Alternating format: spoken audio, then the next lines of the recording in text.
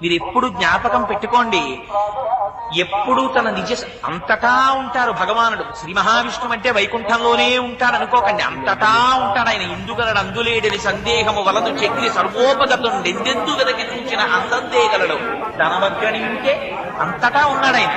అంతటా ఉన్నవాడు ప్రకటముగా తన ఆవాసముగా ఉంటాడు వైకుంఠంలో.